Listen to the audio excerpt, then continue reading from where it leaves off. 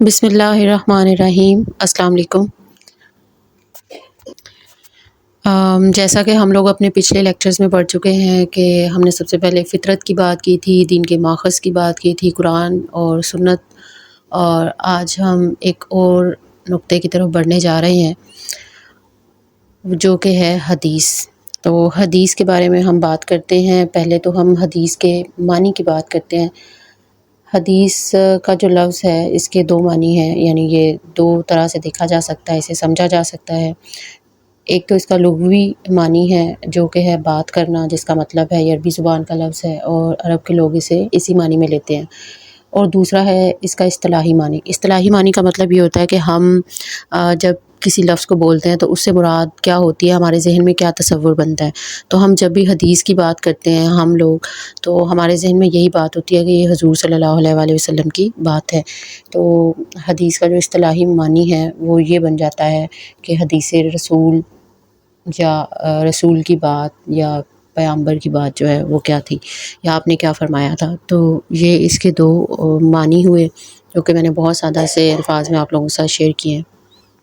ہم نے اس چیز کو سمجھنا ہے کہ قرآن اور سنت جو ہے وہ تو دین کا ماخذ ہے، یعنی جب بھی دین کے معاملے میں کوئی معاملہ ہمیں درپیش ہوگا تو ہم قرآن میں دیکھیں گے اور پھر اس کے بعد ہم سنت میں دیکھیں گے۔ لیکن حدیث کے معاملے میں ہمارا جو ہے وہ کیا رویہ ہوگا، یا کیا معاملہ ہوگا، یا حدیث جو ہے وہ دین کا ماخذ ہے یا نہیں ہے، اس بات کو سمجھنے کے لیے پہلے ہمیں حضور صلی اللہ علیہ وآلہ وسلم کا جو مقام ہے اس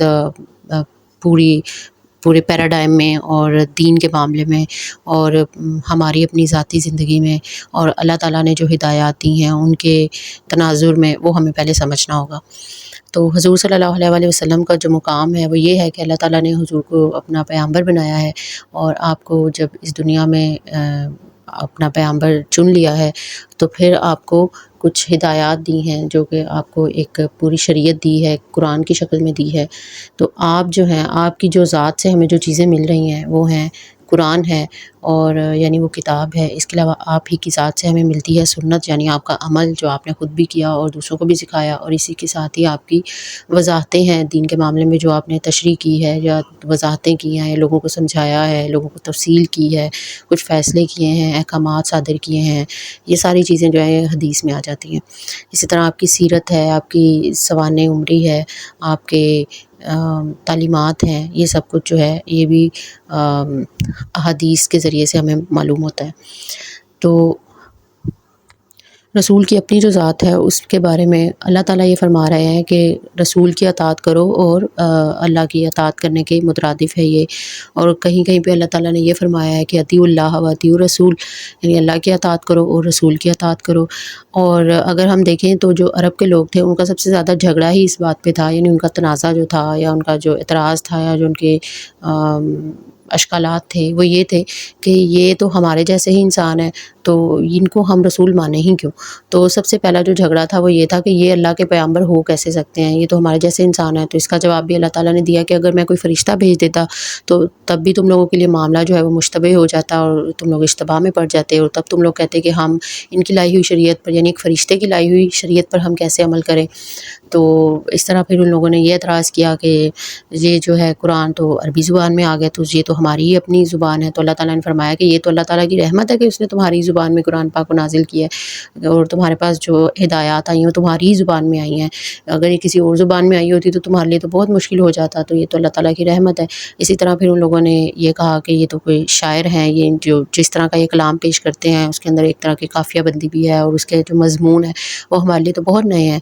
تو انہوں نے کہا کہ شاید یہ کوئی شاعر ہیں، لیکن اللہ تعالیٰ نے اس کی بھی پھر تردید کر دی۔ اللہ تعالیٰ نے کہا کہ نہیں، ایسا نہیں ہے، یہ جو اللہ تعالیٰ نے جو بات کی ہے قرآن میں وہ شاعری کی تردید نہیں کی، وہ شاعروں کے جو کردار ہوتے ہیں یا ان کا جو رویہ ہوتا ہے اس پہ بات کی اللہ تعالیٰ نے۔ وہ اللہ تعالیٰ نے کہا ہے کہ دیکھو جو شاعر ہوتے ہیں وہ تو وادی وادی بھٹکتے ہیں، کبھی ایک موضوع پر لکھتے ہیں، کبھی دوسرے موضوع پہ لکھتے ہیں، کبھی خیالی باتیں کرتے ہیں، کبھی مفروضے گھڑتے ہیں، اور ان کی باتوں کا تو کوئی سر پیر نہیں ہوتا ہے۔ تو جو ذرا غور کرو، جو یہ پیغمبر تم لوگوں کو جو یہ پڑھ کے سنا رہے ہیں کلام، اس کے اندر تو بڑی حکمت کی باتیں ہیں، اور یہ تو تم لوگوں کی عقل کے مطابق اور فطرت کے مطابق باتیں ہیں، تو ان کو یہ ان کے شایان شان نہیں ہے کہ یہ شاعر ہوں. یعنی اللہ تعالیٰ نے شاعری کی تردید تو نہیں کی ہے، لیکن شاعروں کے کردار کے حوالے سے بات کی ہے کہ ان کے زمانے کے اندر شاعر لوگ جس طرح کے ہوتے تھے، یا شاعروں کا کردار جیسا ہوتا تھا، یا جیسا عام طور پہ لوگوں کو سامنے پورٹری ہوتا تھا، تو اللہ تعالیٰ نے اس کو جو ہے وہ ایڈریس کیا ہے. اس طرح سے اللہ تعالیٰ نے سورہ احزاب میں فرمایا ہے کہ رسول صلی اللہ علیہ وسلم کی زندگی تمہارے لیے بہترین نمونہ ہے، یعنی وہ بہترین اسوہ حسنہ ہے تمہارے لیے. تو اس سے بڑھ کے پھر کیا کہا جا سکتا ہے کہ آپ کی پوری زندگی کو جو ہے وہ بہترین نمونہ کہا گیا ہے. تو آپ کی پوری زندگی کی جب ہم چیزوں کو دیکھنا شروع کریں گے تو ظاہر سی بات ہے وہ ہمیں حدیث کے اندر ہی ملتی ہیں. سوال ہمارا وہی ہے، اور میں اس کو دوبارہ ریپیٹ کر رہی ہوں کہ کیا حدیث جو ہے وہ دین کا ماخذ ہے یا نہیں ہے. اس کو سمجھنے کے لیے ہم پھر تھوڑا سا پیچھے جائیں گے اور دوبارہ سے تھوڑا سا ریکال کریں گے. وہ یہ کہ قرآن جو ہے، جب قرآن آپ پر نازل ہو رہا تھا تو آپ باقاعدہ کاتب وحی تھے جن سے آپ لکھوایا کرتے تھے، اور آیات کی پوری ترتیب ہوتی تھی، بتاتے تھے کہ یہ آیت جہاں پہ رکھیں اور یہ صورت اس طرح سے ہوگی، یہ فلاں صورت کی آیات ہیں. اس طرح رمضان المبارک میں جو ہے وہ پورا دورہ قرآن ہوتا تھا، اور پھر جب آخری رمضان المبارک میں کہا جاتا ہے کہ 2 دفعہ آپ نے دورہ قرآن کیا اور حضرت جبرائیل علیہ السلام کو قرآن پڑھ کے سنایا. اس کا مطلب ہے تب تک آیات کی ترتیب، صورتوں کے نام، صورتوں کی ترتیب، پورا قرآن ترتیب پا چکا تھا. ٹھیک ہے، اور آپ نے بہت زیادہ یعنی اہتمام کیا تھا قرآن کو محفوظ کرنے کا. اس طرح سے لوگوں کو، جو بھی مسلمان آتے تھے، ان کو باقاعدہ سنایا جاتا تھا، پڑھ کے بتایا جاتا تھا. جب بھی آپ پر وحی آتی تھی تو لوگوں تک پہنچ جاتا تھا کہ اب یہ آیات نازل ہوئی ہیں. ٹھیک ہے، یعنی پورے اہتمام کے ساتھ. اور پھر حفاظ کی جو ایک بہت بڑی جماعت ہے، وہ بڑی تعداد میں لوگ جو ہیں وہ تیار کیے گئے تھے. تو کہنے کا مطلب یہ ہے کہ اللہ تعالیٰ نے حضور کو یہ جو ہے آپ کو یہ اس منصب پر جو فائز کیا تھا، تو آپ نے بھی اس منصب کی ذمہ داری کو پورا جو ہے وہ نبھایا. اور آپ نے کیا کیا کہ قرآن کو پورے اہتمام کے ساتھ پوری امت کو جو ہے وہ پہنچایا، جس میں ہم نے بات کی تھی کہ کلی تواتر کے ساتھ قرآن جو ہے وہ پوری امت کو آگے منتقل ہوتا رہا ہے، اور اب ہمیں بھی ملا ہے. ٹھیک ہے، اچھا. اسی طرح سنت جو ہے، جو آپ احکامات آپ کو ملتے تھے اور اللہ تعالیٰ آپ کو بتاتے تھے، اور کچھ چیزوں میں جو تبدیلی کرنی ہوتی تھی اور کچھ میں جو تردید کرنی ہوتی تھی یا بہتری کرنی ہوتی تھی، اس کو کرنے کے بعد، اور کچھ نئی سنتیں جو آپ نے، کچھ اگر نئی چیزیں آپ نے جاری کی ہیں تو وہ بھی ساری پوری امت کو بتا دی جاتی تھی. ٹھیک ہے، اور وہ جاری کر دی جاتی تھی. جیسے نماز ہے تو پوری امت کو طریقہ بتایا گیا، ان کو سکھایا گیا کیسے پڑھنی ہے، اس پہ بہت زیادہ امفسائز کیا گیا. پھر اس طرح سے ایک نسل نے دوسری نسل کو، تیسری نسل کو، چوتھی نسل کو، اس طرح وہ نسل در نسل وہ چیز منتقل ہوتی رہی ہے اور عملی تواتر کے ساتھ ہم تک پہنچ گئی ہے. لیکن حدیث کے معاملے میں یہ رویہ آپ کا نہیں تھا. حدیث کے معاملے میں آپ کا جو رویہ تھا، آپ نے یہ جو حدیث یعنی اس طرح کا اہتمام نہیں کیا تھا کہ آپ کی ایک ہر بات کو جو ہے وہ نوٹ ڈاؤن کیا جائے اور پھر اس کو آگے پہنچایا جائے. یہ معاملہ جو ہے یہ امت پر چھوڑ دیا گیا تھا کہ وہ چاہیں تو اپنے شوق سے جو ہے اس بات کو یعنی حدیث کو آگے کوڈ کریں، اور اگر چاہیں تو اس کو کوڈ نہ کریں. ٹھیک ہے، کچھ روایات ایسی بھی ملتی ہیں جس میں حضور نے جب ابھی قرآن کی جو کتابت جو ہے وہ کیونکہ ساتھ ساتھ چل رہی تھی، اور اس بات کا خدشہ تھا کہ اگر حدیث کو بھی ساتھ ساتھ لکھا جائے گا تو کیونکہ پچھلی جو امتیں تھیں ان کا معلوم ہے کہ انہوں نے اپنے انبیاء کے خطبات اور ان کے بعد جو واعظین تھے ان کے خطبات کو، خدا کے جو کلام ہے، اللہ تعالیٰ کی جو شریعت ہے، ان سب کو ایک ہی جگہ پہ جمع کر دیا تھا. تو کیونکہ یہ جو ہے ایک خطرہ یا اندیشہ موجود تھا تو آپ نے منع کیا تھا کہ مجھ سے حدیث کے سوا کچھ نہ لکھو. لیکن یہ کوئی ابدی حکم نہیں تھا، یعنی ایسا نہیں تھا کہ آپ نے ہمیشہ کے لیے منع کر دیا تھا، بلکہ معلوم ہوتا ہے کہ حضور نے خود بھی اپنی زندگی میں بھی بہت ساری چیزیں جو ہیں وہ لکھوائی ہیں. جیسے آپ نے فرما رواؤں کو کچھ دعوت نامے، اسلام کے جو دعوت نامے ہیں وہ بھجوائے ہیں، کچھ امان نامے لکھے ہیں، کچھ آپ نے معاہدے جو ہیں وہ کیے، جیسے مواخات مدینہ ہے، رسول حدیبیہ کا معاہدہ ہے. اس طرح سے کچھ لوگوں نے یہ کہا کہ ہمیں آپ کی باتیں، آپ کی حدیث، یہ جو آپ کے احکامات جب وہ بھول جاتے ہیں تو آپ نے دوسرے صحابہ کو فرمایا کہ آپ ان کو لکھ کے دے دیں. ٹھیک ہے، تو اس طرح سے آپ نے یہ بات امت پر چھوڑ دی. لیکن ہاں ایک خاص وقت تک اس کو یہ کہا جا سکتا ہے کہ منع کیا گیا تھا. لیکن جیسے ہی قرآن کی کتابت کا معاملہ مکمل ہوا تو اس کے بعد لوگوں نے جو ہے نا ان کو محفوظ کر لیا. لیکن ایسا تھا کہ جب آپ نے منع بھی کیا تھا تو اس سے پہلے بھی ظاہر سی بات ہے صحابہ نے آپ کی باتیں جو ہیں وہ نوٹ ڈاؤن کی ہوئی تھی، لکھی ہوئی تھی. لیکن یہ تھا کہ پھر بہت زیادہ بعد میں نہیں لکھتے تھے جب آپ نے منع کر دیا، لیکن وہ ڈائریز کی شکل میں یا اپنے صحیفے کی شکل میں ان کے پاس موجود تھی.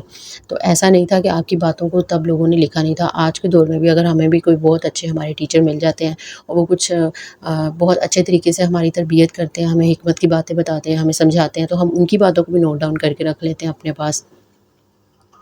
تو ایسا ممکن نہیں تھا کہ حضور صلی اللہ علیہ وسلم جو بشریت کی جو معراج کو پہنچے ہوئے ہیں اور وہ کوئی بات کریں اور ان کے ماننے والے، ان سے محبت کرنے والے جو ان کے اسٹوڈنٹس ہیں، جو کہ صحابہ ہیں، وہ ان کی باتوں کو نوٹ ڈاؤن نہیں کرتے ہوں گے، یا آپ کی وصال کے بعد ایسا ممکن نہیں تھا کہ وہ آپ کی باتوں کو دوسروں تک پہنچاتے نہ، یا اپنے بچوں کو نہ بتائیں، اپنی نسلوں کو نہ بتائیں.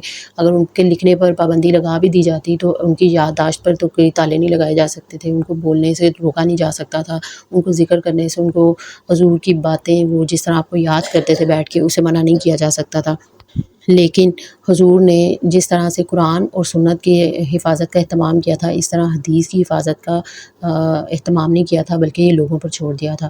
تو یہی وہ نقطہ ہے جو کہ میں آپ کو سمجھانا چاہ رہی ہوں، وہ یہ کہ قرآن اور سنت کا اہتمام جس طرح سے کیا گیا ہے، اس طرح حدیث کی حفاظت کا اہتمام نہیں کیا گیا، کیونکہ حضور نے اس کو دین کا ماخذ قرار نہیں دیا. تو اگر یہ دین کا ماخذ نہیں ہے، یعنی سورس نہیں ہے، تو پھر یہ کیا ہے؟ کیا یہ دین نہیں ہے؟ نہیں، یہ دین ہے، لیکن یہ دین کی وضاحت ہے، دین کی تشریح ہے. دین کے مسائل کو کھول کھول کے حضور نے اپنی زندگی میں جیسے جیسے لاگو کیا اور جس طرح لوگوں کے پوچھنے پہ بتایا اور وضاحتیں کی ہیں، تفصیل کی ہے، یہ اس سب کا بیان ہے. اس لیے یہ کہا جاتا ہے کہ جو حدیث ہوتی ہے وہ کسی بھی عقیدے میں اضافے، کسی بھی عقیدے میں اضافے کا سبب نہیں بن سکتی ہے،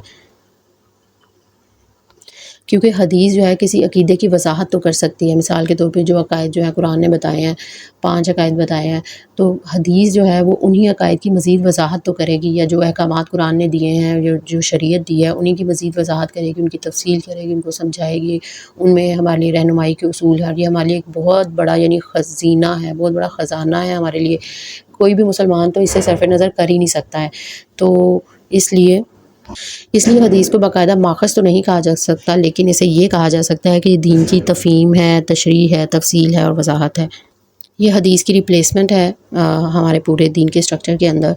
آج ہم نے یہیں تک پڑھنا تھا، اور اب جو ہم نیکسٹ پڑھیں گے وہ اگلی کلاس میں پڑھیں گے. تب تک کے لیے اللہ حافظ.